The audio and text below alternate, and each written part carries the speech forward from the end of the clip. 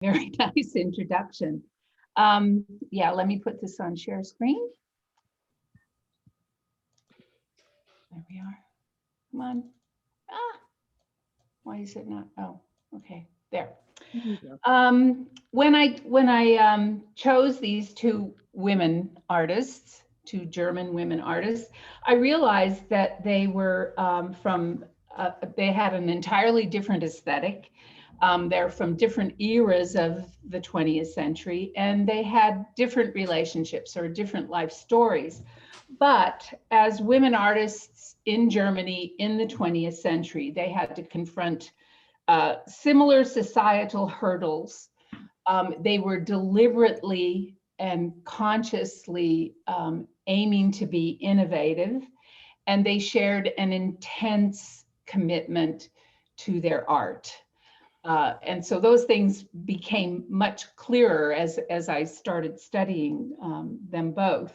What they also had in common, and what is sort of the focus of this talk, is that they were both married to artists, becoming then examples of the phenomenon, which in Germany is an actual term, and that is the Künstlerehepaare, which essentially means a married artist couple.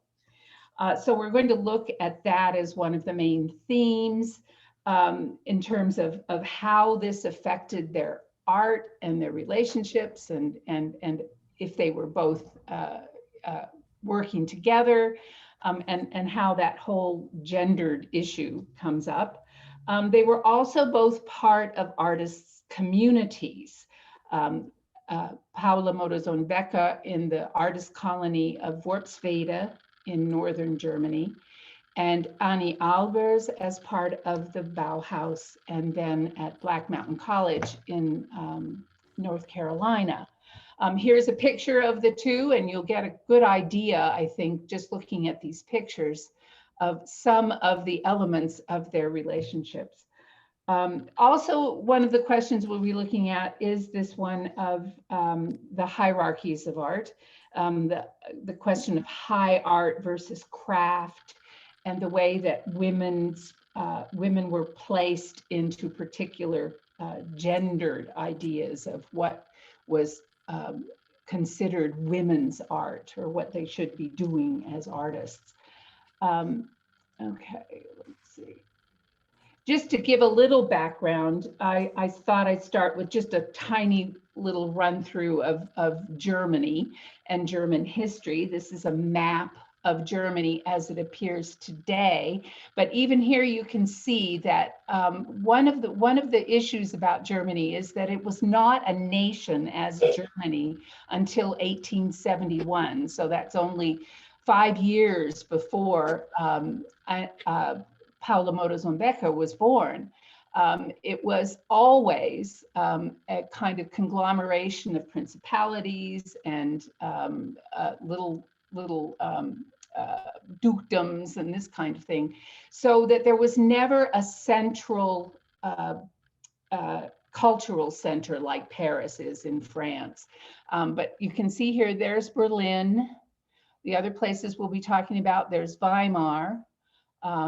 There's Dessau, where the Bauhaus goes.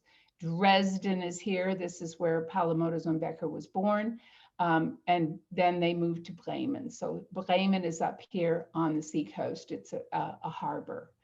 So that just gives you some idea of the different places, and very, very local, regional affiliations always. So this is Bavaria, there's Munich, very different than Berlin. In terms of what the places that we're talking about today, Paula Modersohn-Becker ends up at the Worpswede artist colony, which you see is a little bit north of Bremen. It's very much a peasant location, a small village, very rural, and that was what was important to these artist colonies. And this is just a map of where the Bauhaus ended up. It begins in Weimar, goes to Dessau, and then ends up in Berlin. And this map from a course, I think, on the Bauhaus shows that all of those places are in what used to be East Germany. So for a while, when I was studying in Germany, we couldn't go to those places easily. It's now, of course, open. And just to give a run through on German history, it's united as a nation in 1871 under Prussia and with the Kaiser, the Emperor Wilhelm I. It's at this time that Berlin becomes the capital. Paula Becker is born in Dresden in 1876. Her family moves to Bremen in 1888. In 1888, Wilhelm II also becomes emperor at that time. And he's the one for whom we talk about the Wilhelminian era. And he was very much into a very conservative regimentation of culture. So it was a very conservative era in Germany at this time. So that's one of the reasons that these artist colonies were established out in rural areas. The Worpswede colony begins in 1884. In 1889, Anneliese Fleischmann is born into an extremely affluent Jewish family in Berlin. She's the one who becomes Anni Albers.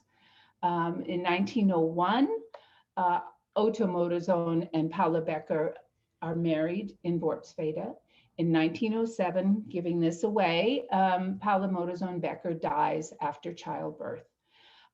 In 1910, Berlin reaches its highest population, and it's at this time that it really starts to become a center of cultural activity, but it's still quite conservative. World War I, of course, is the Great Schism, the Great Caesura in German history from 1914 until 1918. Subsequently, after their loss of the war in 1919, there's revolutionary chaos throughout most of Germany, but especially in Berlin. There's also this sense of a tabula rasa, that we can just start all over again culturally. The reason that we talk about the Weimar period of German history in the 1920s is because the establishment of the Weimar Republic happened after the adoption of a constitution in Weimar, the town of Weimar. So that's why we talk about Weimar culture. In that same year, 1919, Walter Gropius founds the Bauhaus in Weimar. It moves to Dessau in 1925 and in Berlin in 1932. Anni Fleischmann comes to the Bauhaus in 1922. This is at a period in which there's tremendous food shortages and hyperinflation. So she gives up this life of affluence to join this really ragtag bunch of students and radicals in Weimar. And she meets Josef Albers there. And in 1925, as the Bauhaus moves to Dessau, she and Josef Albers marry, and she becomes Anni Albers. In 1933, with the rise of Hitler, the Bauhaus is closed, and those teachers and students disperse around the world. At that same time, the Albers recognize that they need to leave Germany, and we'll talk about the circumstances that lead to that, but they flee to the United States and begin teaching at Black Mountain College in North Carolina. So that just gives you kind of a framework in which to discuss this whole period. In the 1990s, I was asked to participate in a seminar in England on Die Neue Frau, the new woman, of Germany's Weimar period in the 1920s. And in doing the research for that talk, I was struck by how many women artists were married to other artists. The number of artist couples was so overwhelming that it seemed to me that it was more than just serendipity or coincidence, and that it indicated some kind of societal attitude, some commitment to an ideology or something that transcended these purely personal motivations. And it's when I found out that there really was this phenomenon of the Künstlerehepaare, the artist couple, that was a term that was actually used in the 1920s in Germany. So it was a conscious projection of the idea of this artist couple participating equally in a public artistic life. So the article I wrote at that time was examining the ideal of the Künstlerehepaar and the reality. And these two women will certainly show us some different aspects of that situation. The whole idea of the artist couple grows out of German Romanticism, in which they really looked at this idea of a union of like-minded souls, sharing creative endeavors, a very perfect union in romantic terms, as Hugh Honor says. It extolled the perfect union of bodies and souls in a love at once physical and spiritual. And here we have two examples of the leading figures of German Romanticism, Caspar David Friedrich, with all of these meditative landscapes of people looking into forests or out to sea, and Philipp Oterunge, the picture of, again, these like-minded souls understanding each other and working together in a creative kind of union of soul speaking to soul. Now, for women of the time in the early 19th century, this ostensibly egalitarian attitude still assumed a reality of her as a kind of muse, as a secondary position, as a helpmate, or somebody who, in which man's intellectual work was given priority, especially in the public realm. Of course, there's always this split, especially in the 19th century, of women in terms of their public life and their private life. Men were allowed to have this more public sphere. So even the most independent of women in the early 19th century were still tied to this concept of marriage. In many cases, it was more a sense of a companionate marriage, where they're sharing a legitimized relationship based on love, but with this passionate devotion to a particular ideal. So the notion of the artist couple became very identifiable within German cultural life. But of course, this idea was counter to the official culture, especially under Wilhelm II, who made his famous comment about women's roles in society were simply Kinder, Küche, Kirche, that is, children, kitchen, and the church. And this kind of plays into Claire's comment when she was discussing the American women abroad as confronting the Victorian cult of true womanhood. So there are always these conflicting ideas. And in a way, it also plays into the reason that so many German artists, particularly, and other artists in Europe, set up these artist colonies in rural settings, away from the city, away from a modern life in a way, so that they could all live together and commune artistically. One of the leading figures at Worpswede was Heinrich Vogler, and you see him in this very romantic pose here, and with his wife, Martha Vogler, again, looking very much like they're communing socially, societally. And in his paintings of the early 1900s done at Worpswede, you see, again, the figure in these meditative poses or communing with nature, particularly. So it's this kind of early bohemianism, kind of the back to the land kind of people as well. So a forerunner in a more artistic way, I guess, of the commune. Now,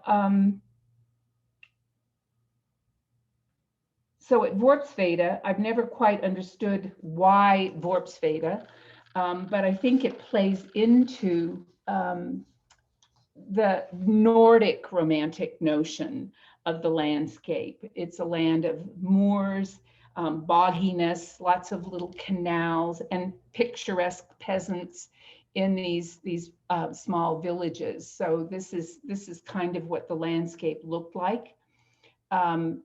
These are the kinds of houses. You can see my husband standing there. This is in the Worpswede region. This was the kind of picturesque housing that that was something that attracted these artists to come to this tiny village and to set up this kind of communal way of living. This is House in Schlu, which becomes one of the major parts of the colony. This is how it appeared in 1973. It's still in operation. It's still there. One can go and stay in those houses. And this is the Heinrich Vogler house, which he designed at Worpswede. This became the kind of communal center of the colony, known as Barkenhof, which I know in English sounds like it's full of dogs, in a very Jugendstil style, so an Art Nouveau style, which was more what Vogler's art was practicing. We have a picture that he did, a painting that he did of the kind of idealistic view of their meetings at Worpswede, in which you see the men on one side playing music and the women on the other side with, this is a detail, that's Paula Modersohn-Becker in the front, that's Otto Modersohn in the back. And next to her here is Clara Westhoff, who becomes Clara Rilke Westhoff, and Paula Modersohn's best friend. Here are the artists of the colony as they founded it. In the beginning, it was only men, but then they all got married or brought in other women artists. This is Otto Modersohn as he appeared in 1901. He'd come from Düsseldorf. Düsseldorf, of course, was the main artistic academy in Germany at the time. Many American artists, rather than go to Paris, had gone to Düsseldorf. So it was a well-known place for landscape painting, particularly. All of these artists were committed to the idea of plein air painting. They were aware, especially of the Barbizon painters outside of Paris. So they were interested in painting in the open air and then coming back to their studios and creating these kinds of landscapes. This is Otto Modersohn's work in the early 1880s and 1890s. So these landscapes, which are more finished, this would probably, he would have considered this a study, this first one. But the other one is more the kind of paintings which were quite popular and well known, and he was able to sell his artworks. This brings us now to Paula Modersohn-Becker, who was born as Paula Becker in 1876 in Dresden. She came from a very well-placed bourgeois family. Her father was a railroad engineer, a builder. Her mother came from the aristocracy with one of those wonderfully convoluted German names, von Bültzingslöwen. They were very liberal and progressive, especially her mother. Paula was always very strong-willed and independent, determined to forge her own path, and art above all else. This was encouraged particularly by her mother, although they were always concerned that she have some kind of practical skill. They were unusual in supporting the idea that women should earn a living, that they should have a career of sorts. So it's in that atmosphere that she grows up. She starts her work, starts her training first in Bremen, where they lived, but then she goes to Berlin to the Women's Academy. So the artistic training was still divided between men and women. And here she learns all of those academic skills. She does learn how to paint perspective, chiaroscuro, all of those kinds of skills, practices anatomy. And I always like to point this out when people maintain that these artists who paint in an primitive style, it's because they cannot paint. It's important to see that they choose to paint in the way they do after having learned how to paint academically correctly. She is from the beginning interested in figurative art, and she chooses her subjects almost always from peasants, from poor people, from those around her. She visits Worpswede with her family. It become a kind of tourist attraction already in the early 1890s. She was very excited to find this community, and she determines that after her Berlin studies, she will come here for a while to study and then go off to the place of all artists' dreams at the time, to Paris. So she arrives in Worpswede in 1898 and settles into a studio. She studies with Mackensen, Fritz Mackensen, who was the main figurative painter in the colony. She's very interested always in capturing what she calls the essence, the authenticity of these sitters. And she immediately she clashes with Mackensen, who wants her to paint more realistic depictions, that he says that she's not finished and polished enough. She always resented this kind of criticism. She was very headstrong. And these are two works that she did under Mackensen, again, using as models the people from the village. There's a deliberate simplification, and she really hones in on close-ups often. She was, this is before she had gone to Paris. And at this time, she demonstrated even then what a friend called a deliberate obstinacy. So she was determined always to forge her own path. Now, when she was at Worpswede at this time, she does get to know the Modersohn couple. Otto Modersohn was married and had a child at this time, so she becomes close to them as a couple. But she becomes fast friends with the sculptor Clara Westhoff, who's there at the colony. And together, the two of them decide to go to Paris in 1900, on New Year's Eve. They're going to Paris to stay for 6 months. This is a much later portrait that Modersohn-Becker did of Clara when she was in Paris in 1905. But at this time, Clara goes to study with Rodin, and Paula studies at the Accademia Colarossi. They go to the Louvre every day. They go to artists' gallery, to artist studios. They go to the Vollard Gallery. So we have to keep in mind that in 1900, they are seeing the most modern art, with Clara working with Rodin. So they're aware of all of these different, exciting, new avant-garde works that they're seeing. They see Cézanne's, they see Gauguin's. Paula finds the Impressionists too superficial. She's looking for something else. She's very impressed at this point with the works of a Breton painter named Charles Cotet, and also with the Nobbies. And the Émile Bernard and Maurice Denis are part of the Nobbies group. I think what she loved was, first of all, the peasant subjects, but in terms of technique, she was interested in the Nobbies'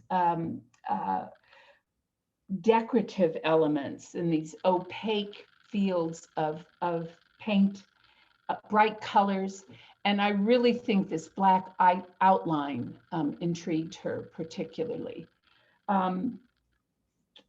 These swaths of color were what were really new for her. And she really absorbed these ideas from the Nobbies.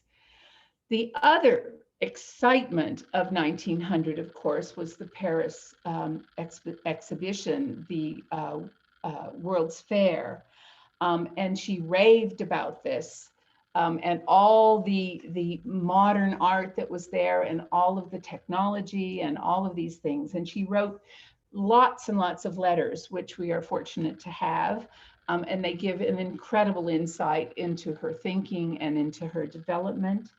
And so she exhorts all of the Worpswede artists back home to come to see these wonderful things at the exposition, particularly to Otto Modersohn. And at the time, he writes to her at first and says, "I am afraid to be torn away. I'm afraid of being unsettled. And I'm afraid of possible influence. No, I prefer to stay here." Now, this should have been a real warning, I think, to Paula of what was ahead for her. But in any case, eventually, Otto and others from Worpswede do come to Paris and see the exposition, stay for a little while. But unfortunately, as they're there, Otto Modersohn's wife back in Worpswede dies of tuberculosis. And so at the time, they not only does Otto return, but Paula decides that she'll go back to Worpswede as well. And now things get complicated. When they return, Clara returns as well. The poet Rainer Maria Rilke has arrived in Worpswede. The colony is kind of this salon, is kind of a place where all of these avant-garde and new artists come together to have these intense evenings of intellectual conversation. And Rilke, as Paula describes him in one of her letters, is the incarnation of Europe. He brings all of this sensitivity and all of this knowledge of the rest of the world. And she, along with Clara, begin these very intense conversations and have a very, very intense relationship, along with the other artists and writers who come to Worpswede. Eventually, Rainer Maria Rilke marries Clara. At this time, Paula is crestfallen because she can't have as intense a friendship anymore with her friend Clara. And so here's the scene at the end of 1900 and into 1901. Clara is soon pregnant. Martha Vogler in Worpswede has just had a child. Paula recognizes that and laments the change in her friendship with Clara and is aware of the fact that Otto Modersohn is now a widower with a small child. Otto, at the same time, is desperate to find someone to marry, to take care of his child, and is very, very attached to Paula. Paula wants it all. In her diary in July of 1900, she says, "And if only now love would blossom for me before I depart, and if I can paint 3 good pictures, then I shall go gladly with flowers in my hair." She has some premonition of an early death, or that's at least what the romantic picture is. At 3 months after Otto's wife has died, they become secretly engaged. There are reasons here. She does care for Otto very deeply, but there are also practical reasons, and that is that she needs the financial support of a man if she wants to continue this life of doing nothing but painting. Her father has urged her to become a governess. She doesn't want to do that. She wants to do nothing but paint. They announce their engagement. Her mother says that she must learn to be a housewife, makes her go off for a cooking class. And as she's at this cooking class, she writes back. She's very hesitant about it and not happy to be there. And she writes to Otto, "Funny, from the very beginning of marriage, it's we women who are put to the test. All you men are permitted to stay simply the way you are." So they do get married in May of 1901. As one critic has written, it was never Paula's intention to become a typical housewife, and she also casually assumed that it would not be expected of her. She assumed that Otto would be completely understanding, that she would just go off to her studio all day and work. In the beginning, she did paint in the style of Otto. She did landscapes and listened to some extent to his advice. But almost immediately she turns to her favorite theme, her favorite topic, and that is figurative art, the abiding interest of her life. And we see in these early works in 1902, 1903, she concentrates often on peasants and particularly on children. And you can see very different, she's experimenting with different styles. She wants to get to some kind of idea of simplicity, naivete, a primitive, shall we say. She's looking for authenticity. And so she's using paint in ways that she's now thinking about what she's seen already in Paris. So early on, she's working in gouache, she's working in sometimes in watercolor, but almost always in oil. By 1903, she's working in this very kind of almost smudgy, textured style, in which she's using the back of the brush. You can see a difference here between the children that she paints in 1901 and this one I love with the arms crossed. As one critic has said, she paints these children seriously, considering them as people in their own right, attributing adult states of mind and emotion. These are little adults, old before their time. So they're very serious images. She often places them in a landscape with always some kind of emblematic element, in this case, an animal, a cat, or a flower. The flower becomes emblematic for her. So she's quite conscious of making these paintings. She's not afraid, as somebody says, of ugliness. And this starts to really grate on Otto Modersohn. That she will not listen to his advice to have more finished kinds of surfaces. And she is, again, just on her own path. She continues to paint in the way that she sees fit. We can see again, in peasants from Worpswede, from the area around her. There's also an almshouse. So she often paints poor people that are, especially women, who are in the poorhouse. In 1901, this again, she's working on this authentic, simple kind of style. And by 1907, we can see this is one of her last paintings. We can see how she's absorbed what she learns in her several trips to Paris, in the delineation of the fingers, these black lines, and these decorative backgrounds.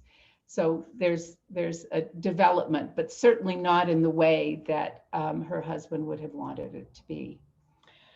From the beginning, she concentrates on self-portraits often.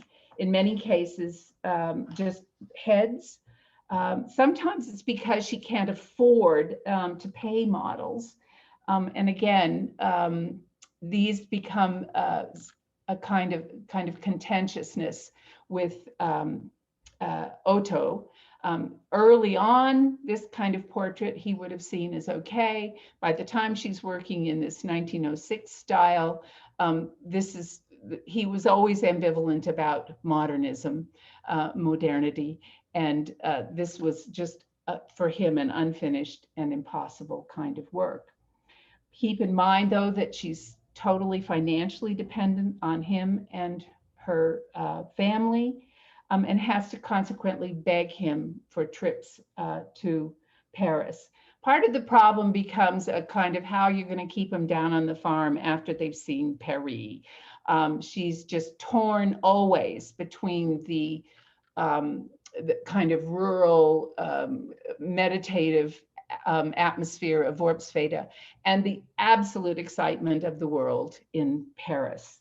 She travels again to Paris for a month in 1903, and it's at this time that she discovers at the Louvre the Egyptian mummy portraits of the 1st and 2nd century AD. These are known as the Fayum mummies. They're considered the earliest known painted portraits in existence. And we can see that she's inspired by this simplicity and fascinated by their immediacy, that we really relate to them as if they're modern figures. And she begins to absorb their appearance into her own self-portraits, which we can see here in the cover of an exhibition catalog, focusing on her work and the inspiration of these Egyptian mummy portraits. This is one of her late self-portraits called Paula with a Camellia branch. So she's quite aware. Oh, I wanted to point out that also this seems to be where she really picks up this emblem of the beads, and these appear again and again in her self-portraits, almost as an identifiable aspect of the piece. She's quite aware then of all of these contemporary artistic developments, and responds to artists' interest in what's called at the time primitive art. We think of Picasso looking at African masks. She's also going to museums in ethnographic museums in Germany as well.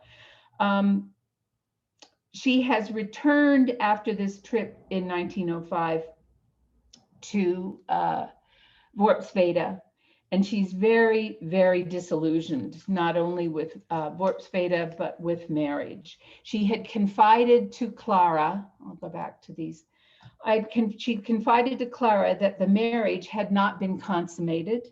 They've been married for 5 or 6 years, and apparently his nerves made it impossible for him to perform sexually.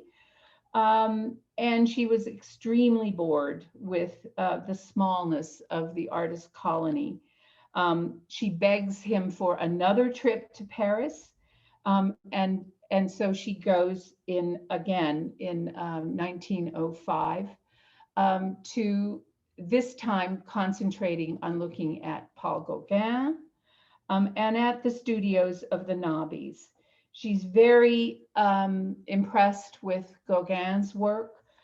She takes up his color, his decorative motifs, and especially she's inspired by his approach to the nude. And these are the paintings for which she's best known and for which she made her greatest artistic strides as a woman artist. This is a full frontal nude that she painted in Paris on this 1905 trip. She's obviously has been looking at all kinds of female nudes from the history of art.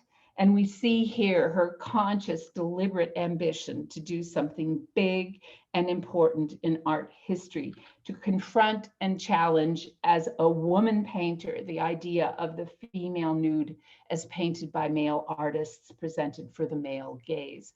The one element that is particularly pronounced is she includes pubic hair, and that simply has not existed in any paintings by that are presented in public as great art by male artists at the time.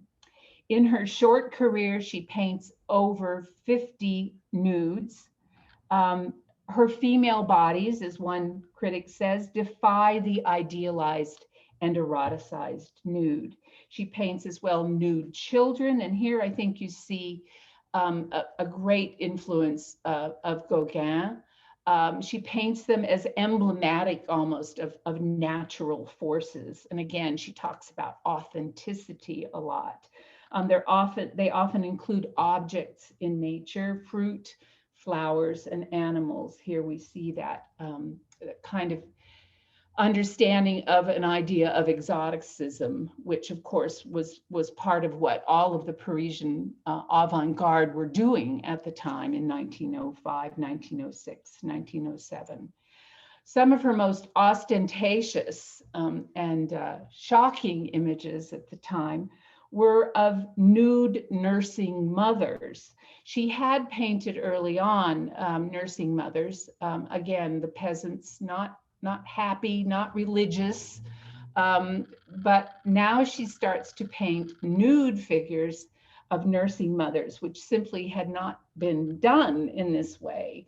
The mother and child was usually painted in a religious context, or female nudes were not shown as mothers. Again, she's including pubic hair often, in this case, fruit on the ground, and a kneeling figure, which is very unusual. Again, she found classical art, she wrote, as quite alienating. She wanted to find something that wasn't prettified, and she's looking for this idea of directness and authenticity. A raw kind of maternity, fertility, fecundity. It's not about academic beauty. It's about a gritty kind of animal presence. And again, she now becomes the first woman painter to paint herself nude.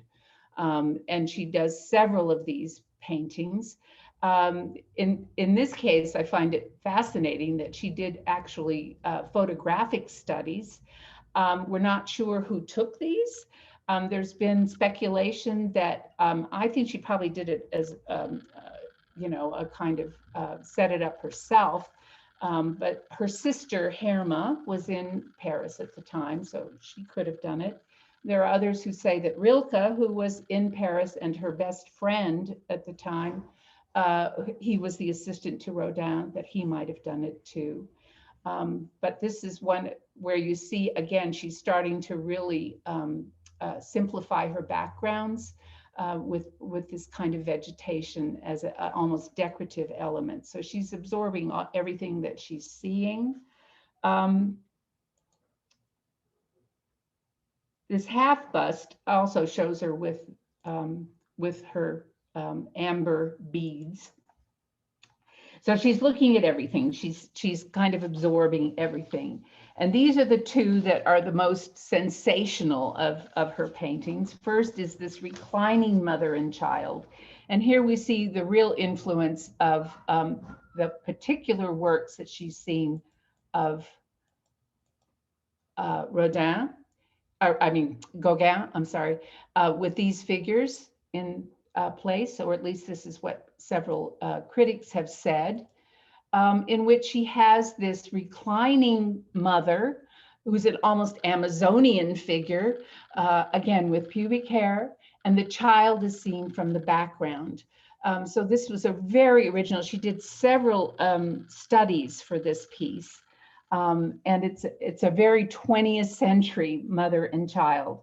And we can see now that she's quite obsessed in a way with this idea of motherhood. The piece that has caused the most conversation is this full nude of herself, which she writes on my 6th wedding day. Now remember, her marriage has not been consummated. At this time, she has already left the marriage. She returns from that 1905 trip after 2 months and after much urging from her husband, mostly because she has no money. And she, at this time, finds the situation in Worpswede untenable. She writes to, this is the situation as it appears at the end of 1905. She writes to her mother, I have a strong desire from time to time to live a little. That one is so terribly stuck in one's marriage is, oh, I can't see it, just a minute. Sorry, is rather hard. And Clara writes at this time to her husband, Rilke, Paula threw one piece of peat on the other in the kiln as one tear after another rolled down her cheek while she explained to me how very important it was for her to be out in the world again, to go back to Paris again. When I think of it, the world, she said. At the same time, Otto is writing, Paula's art no longer makes me happy as it did before. She will not take any advice. It's very foolish and a pity, a colossal waste of creative power. What she could do, paints life-size nudes, which she can't do any more than she can paint life-size heads. So right after her 30th birthday, she celebrates that in Worpswede. She leaves and goes to Paris. She sends her Elspeth, Otto's daughter, to stay with her mother at that time. She begins now to sign her pieces as simply PB, Paula Becker, not Paula Modersohn-Becker. She writes, I'm not Modersohn and I'm not Paula Becker anymore either. I am me and I hope to become me more and more. No one supports her decision except Rilke, including her family. Her husband is distraught. He's absolutely insistent that she come back, and he's using every means at his disposal to win her back. Paula just loses herself in and tries to justify her decision by working as hard as she can. But remember, she's still financially dependent on him. She refuses to do anything but paint. She needs to confront the fact that if she's going to have this life, she has to figure out a way to make money. She meets in Paris a German sculptor named Bernhard Höttger, who recognized her talent and was very supportive of her, but at the same time encourages her to go back to Otto. At this time, she paints a portrait of Lee Höttger, Bernhard's wife. You can see that she's also really trying to look at Cézanne very closely and absorbing his ideas. She also paints still lifes based on her study of Cézanne. This is one of the only artworks of hers that she sold during her lifetime. Otto comes to Paris in June of 1906 and desperately tries to win her back. Rilke is the only one who supports her decision to leave him. But I love these portraits at the time. Rilke, she paints in her real deliberate, primitive style. And Otto, a little more like a German painter at the time, a little bit more like Otto Müller and the Expressionists. I don't know why, but anyway, she comes to some conciliation with Otto, but it's based on the fact that, you know, you either give me a child or I'm leaving. And apparently he does. He performs And she is pregnant. She's not pregnant when she has painted this picture, which is interesting. People all say she looks pregnant. I don't think she does. I think it's just the way her body was, but it may be that she is trying to make some kind of statement. So she returns to Worpswede with him, pregnant. She does paint while she's back home, and you can see at this point in 1907, this is one of her last paintings, completed paintings, and you can see that she's absorbed what she's seen of Van Gogh, again with these straight lines at the back and a kind of decorative background, the use of broad areas of color, and using color in an effective way, in an emotional way, to have some kind of psychological power. And this is how she's painting at the end of her life. This is one of her final works, the first painting by a woman painter of herself pregnant, again with her emblematic flowers. She doesn't have her beads on at this point. On November 2nd, 1907, she gives birth to her daughter, Matilda. As was the practice in those days, she's required to stay in bed for 2 weeks. When she steps up for the celebratory party, she has an embolism, and her last words were, "Wie schade," what a pity, and she dies.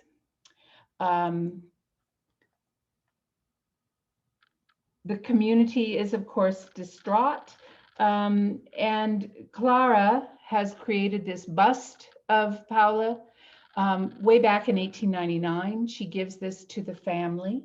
Bernhard Hüttger comes to Worpswede to work as an artist, and he creates this wonderful memorial tombstone for her as she's buried in the cemetery in Worpswede. This isn't produced until 1920.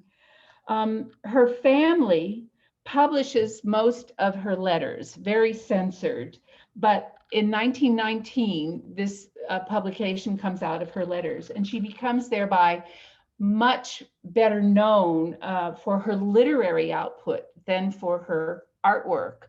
At least in Germany, they really respond to her story of being this ambitious woman artist who, and then the myth is established, of course, of how she dies young and all of this.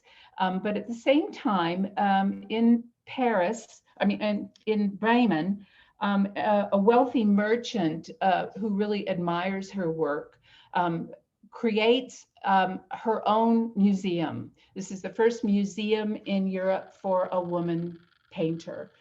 It's designed by Bernhard Hüttger, and it is still where most of her works appear. Rilke also writes his beautiful poem, Requiem for a Friend, in Paula Modersohn-Becker's honor. And finally, I just close her section with one of her statements, but devotion to art also involves something unselfish. Some people give their lives to others, and some give their lives to an idea. Okay, do we have any quick questions on this section before we move on? I think we should move on. Okay. So we can cover Annie fully. Okay. And now for something completely different, 20 years later, and a very different Künstlerehepaar, a different artist couple. This is Anni Albers, as she appeared in 1929, photographed by one of the Bauhaus photographers, as she appeared at the Dessau Bauhaus. And here she is at the loom at Black Mountain College in 1937.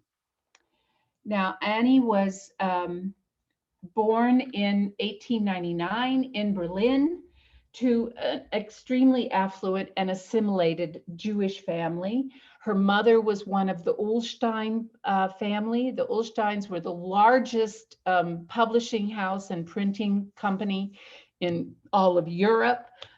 She was from the beginning quite rebellious and clashed with her very bourgeois mother. She was born with a disability of her feet, which caused her throughout her life to wear special shoes, and she was able to overcome that, but it was something that caused a lot of different kinds of decisions in her life. She wanted to be a painter. She studied first at a private art academy in Berlin. But early on, she knew somebody introduced her to Oskar Kokoschka, who looked at her work and said, "No, you're not a painter." That didn't really dismay her too much, but she realized she wasn't going to be able to study with him. She did eventually finish her studies, and she was teaching at the Hamburg School of Arts in 1919, 1920, when a brochure came to her about the Bauhaus. The Bauhaus had been set up in 1919 by Walter Gropius. Keep in mind that this is at the end of the war. It's a shattered country with very shell-shocked people. And it was an act of a kind of moment at which Gropius takes over an art school in Weimar and determines to set up a place where they will teach art on a different level as a kind of healing process for these people who've been through such a trauma. This is a very traumatic time still in Germany, and lots of rebellious behavior. He's sponsored by the Weimar government at this time. This is the first emblem of the Bauhaus created by Oskar Schlemmer, who would be one of the teachers throughout. The most important thing that happens in these early days is the establishment of what's called the Vorkurs, the basic course, the preliminary course of how one begins to study art, elementary study of form, the study of materials. This becomes really the basis of almost every art school and design center in the Western world up to this day. So this is a very important one that's established by Itten, who's a rather mystical figure. He also has them do all kinds of mystical exercises and dresses like a monk. So it's a very innovative and revolutionary kind of environment. And Anni immediately says, "This is where I want to go."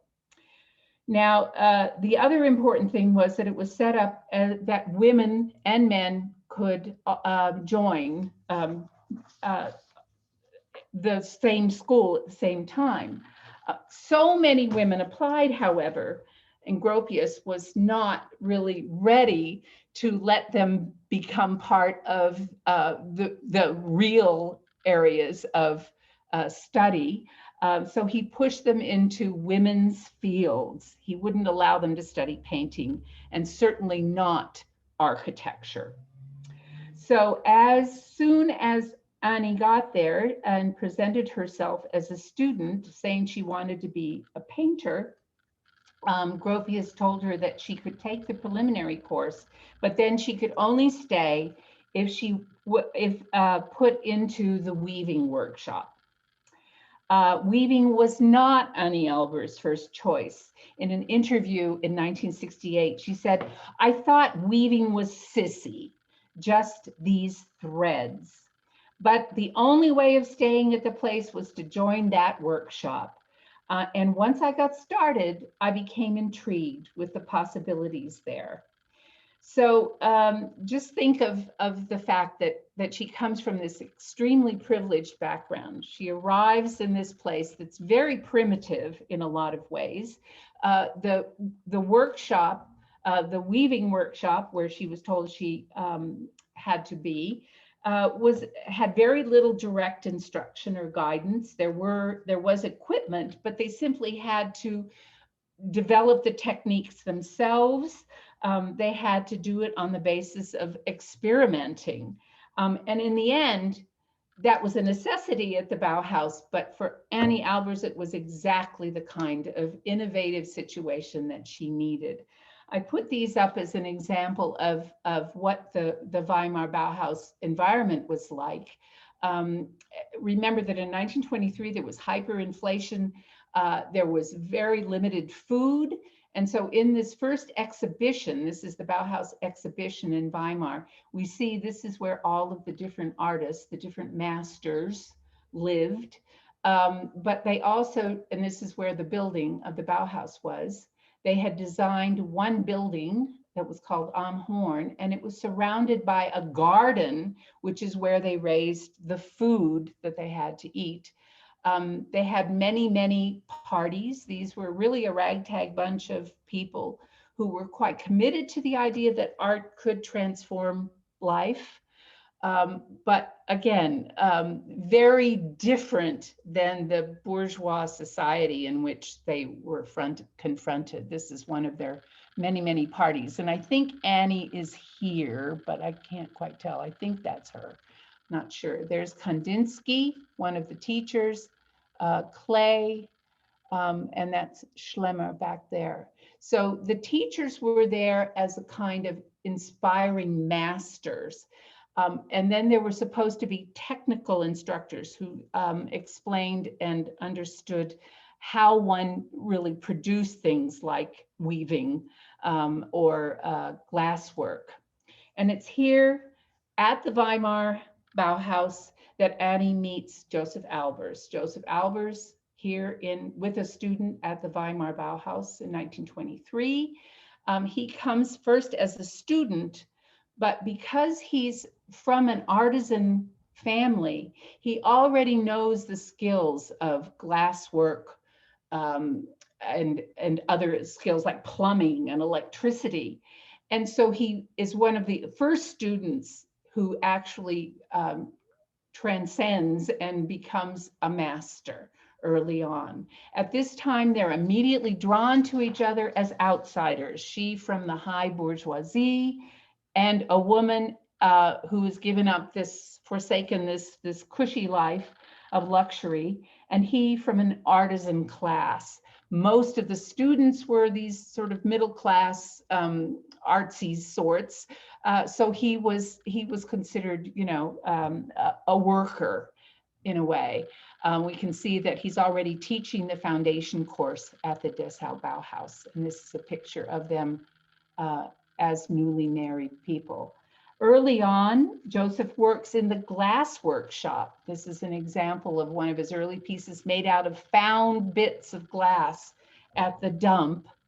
And in 1927, he's at the Dessau Bauhaus, he's making furniture. So he's a man of all trades. And this appealed to her as well. He also gave some kinds of preliminary course instruction for the weaving classes as well. In 1925, the Bauhaus moves to Dessau because they become a little bit too radical for Weimar. Why they moved to Dessau? I think they had some support at the beginning, but Dessau is also very conservative.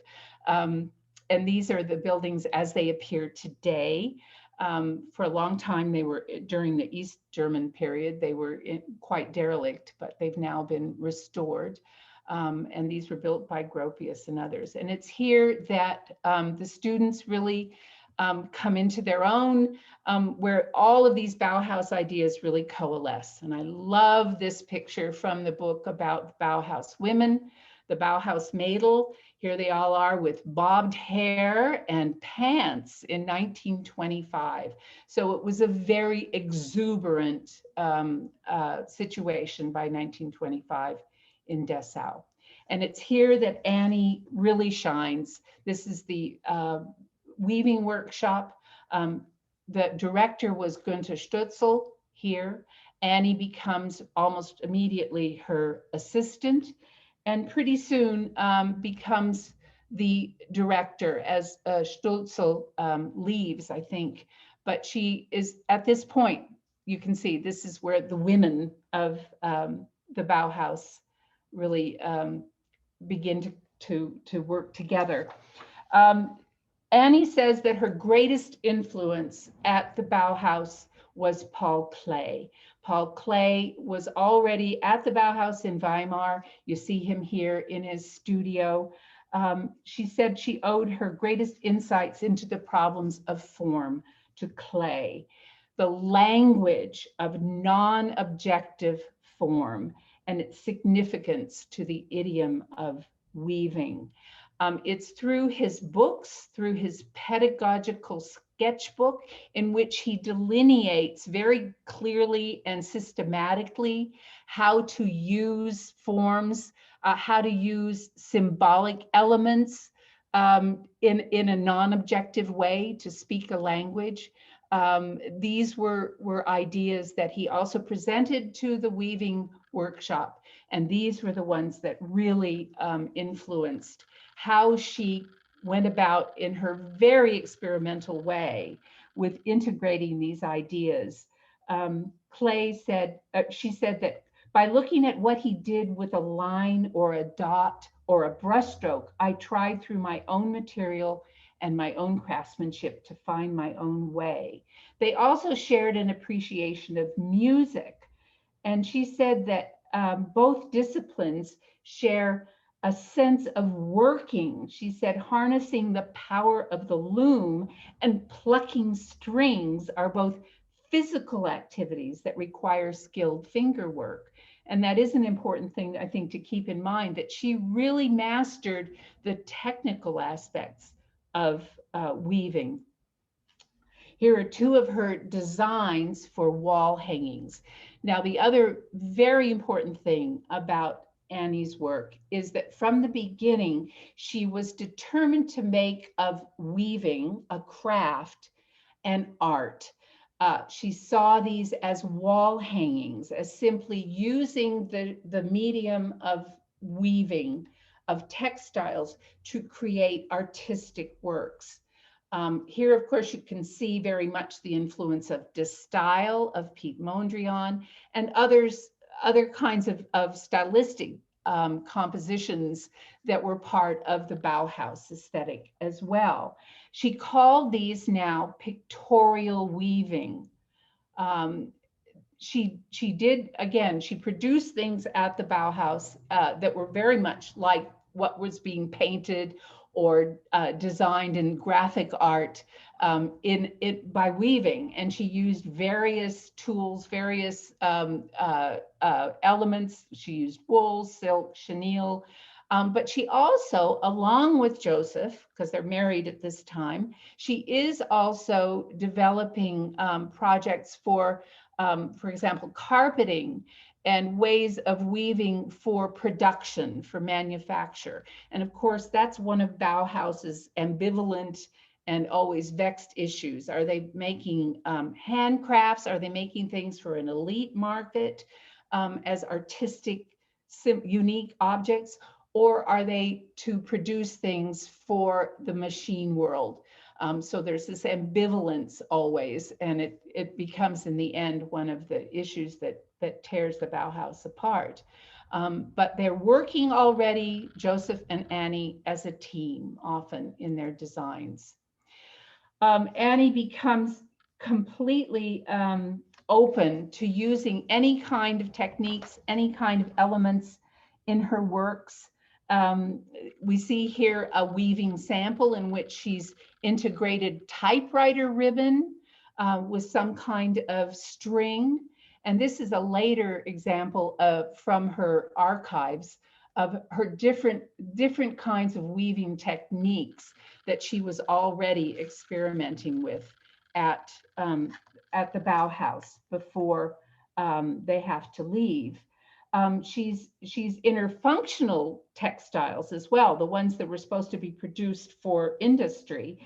She's experimenting with metallic thread and horsehair, as well as traditional yarns. And she wanted to emphasize as well the raw materials and the components of the structure of the weaving as well.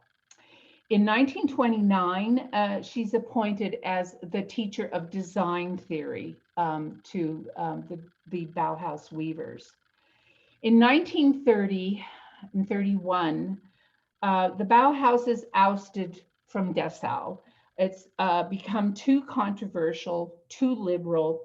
The director, Hannes Meyer, at this time, was a communist who was dedicated to creating objects for buildings for industry and for the mass market. And so this started, to start clashes not only with the students, but certainly with the community of Dessau. Under Mies van der Rohe, the Bauhaus moves to Berlin in 1932, but the handwriting's already on the wall. The Nazis forcibly shut down the school in 1933.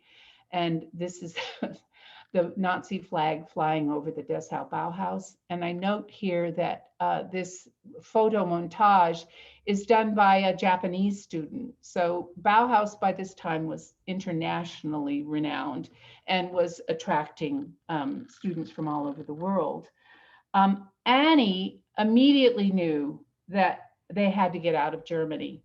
So in 1933, through a series of very fortuitous situations involving the American architect, Philip Johnson, Annie and Joseph were asked to come to America to teach at the newly founded experimental school, Black Mountain College in North Carolina.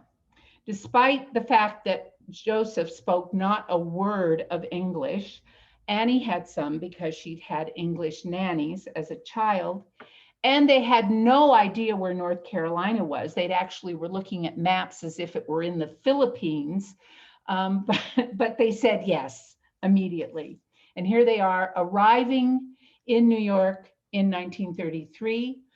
Many journalists were there because of the Bauhaus fame. So they were already known as this artistic couple.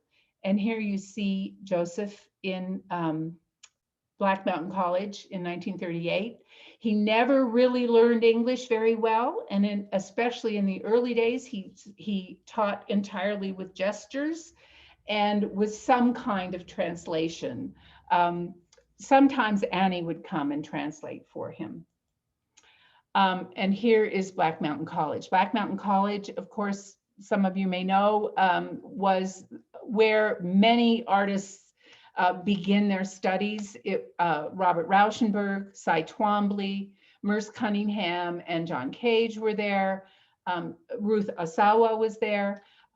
Very experimental, very open, in a place, again, in a rural setting. This is the one building that was built. It's now a Christian school, unfortunately. Here you see Joseph in a field of cabbage, talking about materials and different ways of creating any kind of object he wanted. And here he is in a classroom. Again, this is by the time he's developing and devising his famous Interaction of Color series. Annie becomes head of the weaving department at Black Mountain College, which is based essentially on Bauhaus principles. She believed in the beginning from a free way of approaching the material, and that she was not one to consider freedom of material to be permissiveness. When one student was asked about her teaching style, she summed her up with a single word: strict. But her own description of the weaving courses at Black Mountain were that they were to teach the students the technique first, these different techniques, different ways of teaching, and then to allow them to experiment with materials and different methods. Slowness was for her a virtue. Something of her teaching style can be gleaned from her seminal book on weaving that she dedicated to my great teachers, the weavers of ancient Peru. And this brings us to one of the most important aspects of their time in America. They were both fascinated with pre-Columbian art, even before they left Germany. Remember that by this time, Germany had many examples of ethnographic art, of pre-Columbian art in the museums in Berlin and elsewhere. So we know that they already had been looking at this, but almost immediately when they get to America, they start taking trips to Latin America, to Mexico. They drive there in 1935 for their first trip. Here we have a picture of Annie with a Oaxacan woman and a hand loom. She was fascinated with the variety and the intricacy and the intricate complexity of the different techniques that these artists were able to, that the craftspeople, the weavers of Latin America were able to produce. She wrote to the Kandinskys in 1936 that Mexico was a country for art like no other. Temples, ancient sculptures, the whole country is full of it, and folk art still very much alive and good. Since she was not able to bring along her loom on these journeys, she turned her attention to the other dimensions of weaving, to ancient backstrap loom methods, to the Peruvian quipu, all of those knotted kind of methods, and to the idea of the floating weft, which we'll look at in a minute. And at the same time, Joseph was taking photographs of all of the monuments that they saw, and was fascinated with the use of color and the geometric forms. Here's an example of one of his works based upon his study of Mitla, the palace in Oaxaca. This is at a time where he's already begun his color studies. Meanwhile, while on these trips, Annie is collecting as much of this the textiles that she can.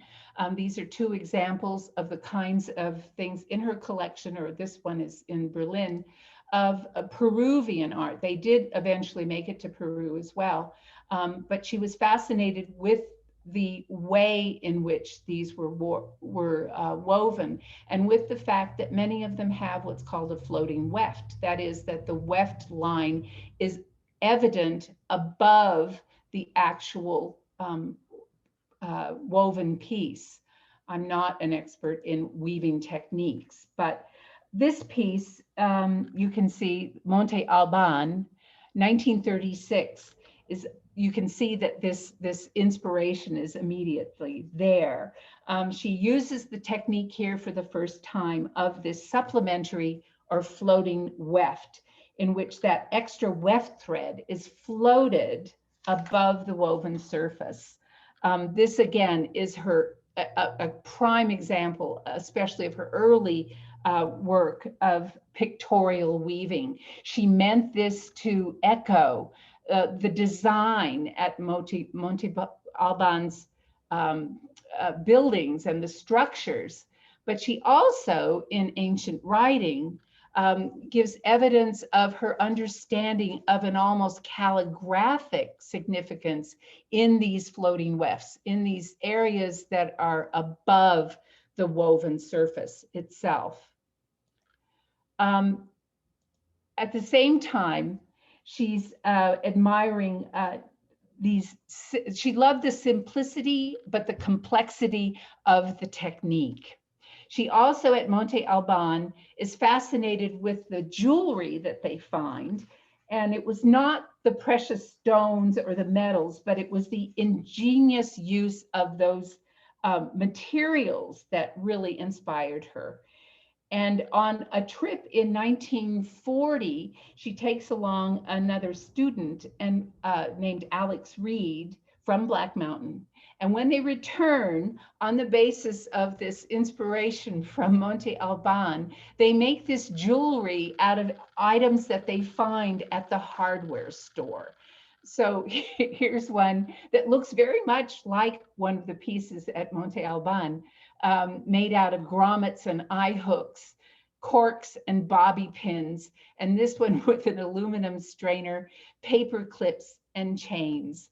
So she's always playful, always innovative, and always looking for new ways to inspire her students, both in weaving and in other ways.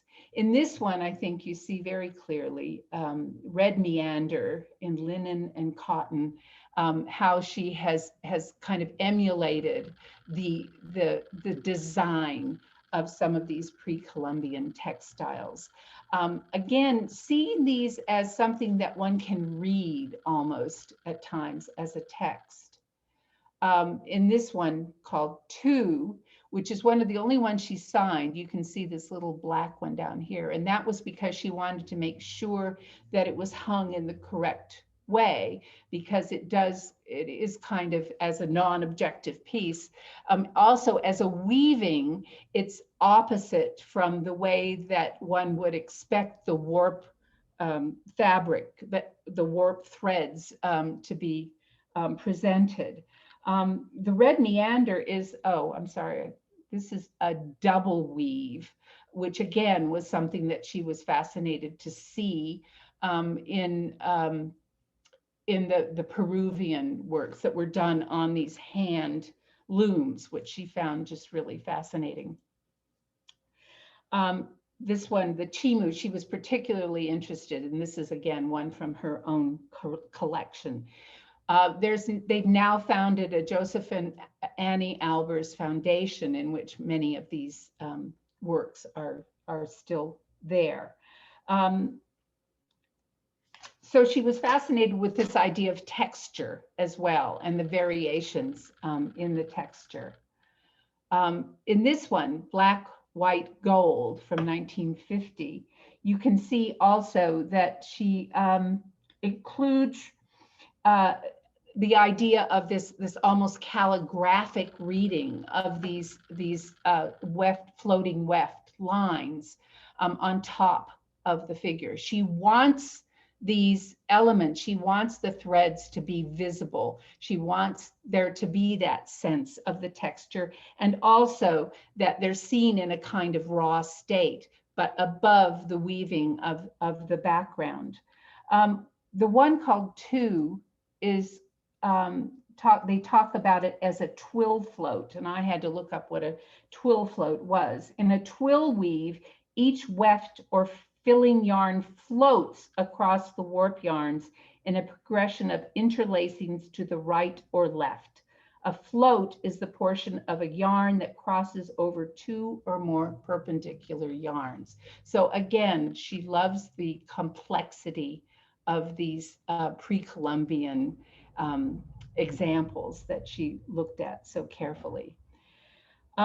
Finally, she also was working throughout the 50s and into the end of her life with different colors, with a sense of playfulness as well. And I love these that again have that kind of pinched element of these that remind me very much of some kind of Mexican textiles. And here's one again where she plays with this idea, calling it pasture, in which she's using this vivid green almost symbolically, but these other elements are added as a kind of almost text or some kind of language on the surface. So always non-abstract, but really looking at the quality of weaving itself as an art form. In 1949, in 1949, she was given the first solo show by a designer at the Museum of Modern Art in New York. This was really one of the first steps in recognition of textile as an art form. Also in 1949, the Albers leave Black Mountain. They are enraged that it's becoming too commercialized. Alas, that was a necessity since they were in lots of financial trouble and eventually do have to close in 1957. At this time, Joseph becomes head of the design department at Yale.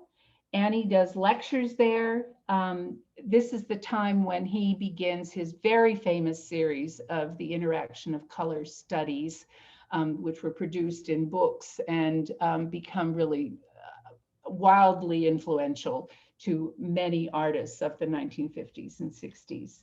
At the time that they're at Yale, Annie is teaching, has guest lectures, but she also takes on students at her home and has private commissions as well. It's also the first time at their home in New Haven that Annie has to play the role of housewife. She did this willingly, and she talks about it very much. She's a horrible cook, but they both enjoyed going to supermarkets. They were fascinated with American mass market products. They went to a franchise chain restaurant all the time, and they loved the Formica tops of the tables, and all these things in plastic that you would think they would hate. They found them very inspiring somehow. Despite occasional squabbles, their biographer, Nicholas Fox Weber, who was a Yale student who becomes becomes the director of the foundation eventually. He said they were mutually supportive teammates, intensely respectful of each other's dedication of art, seriousness of purpose, integrity, and achievement. They had a mutual loathing of trendiness and what they considered corrupt values. They were more like a brother and sister, he wrote at this time. After his death, she recalled the ways in which she had helped him. She was immensely pleased to have done so. So she could be very independent, but also very much the muse at times. She said she had to teach him manners. Again, this is playing to the fact that she came from a different class than he did. They both shared, of course, his vital message to apply your intelligence to every act, make the most of things, and relish the moment. He dies in 1975, and she lives on until 1994. During that time, she has several major commissions, several for temples, Jewish temples. Despite the fact that she kept insisting that she wasn't Jewish, she did respond to these very, very carefully and considered them. And this is a design that she made for the Temple Emmanuel in Dallas. She also starts making prints, and this is how Nicholas Fox Weber met her. This is an example of the print that then became the design for one of her most interesting commissions late in life, and that was for a wall hanging to hang in the hotel of the Mexico City Olympics team. This one was called Camino Real. It disappeared for a long time and was found in the basement of the hotel and is now hanging in a office in Mexico City. So she continued to work both in doing textiles, but also in printmaking. But her greatest achievement late in life was the fact that she was commissioned to write the section on weaving for the Encyclopedia Britannica. And out of this grew her groundbreaking book on weaving, covering textile fundamentals and methods. It was published in 1965. It's been in continuous publication ever since. Very clear and concise language about the methods of weaving. This is an example from the book launch of a republication at the time of her Tate show, which we'll see in a minute. An earlier set of her writings were produced as a book called On Designing in 1959. And I just wanted to include this introduction that appeared in the 1959 publication by Edgar Kaufman from MoMA. Mrs. Albers is Josef Albers' wife, privileged partner of a great artist and teacher. Such a couple affect each other's art, strengthen it. I just thought that this was fascinating that she's still at this point called, she is given credit herself, but she's still Mrs. Albers.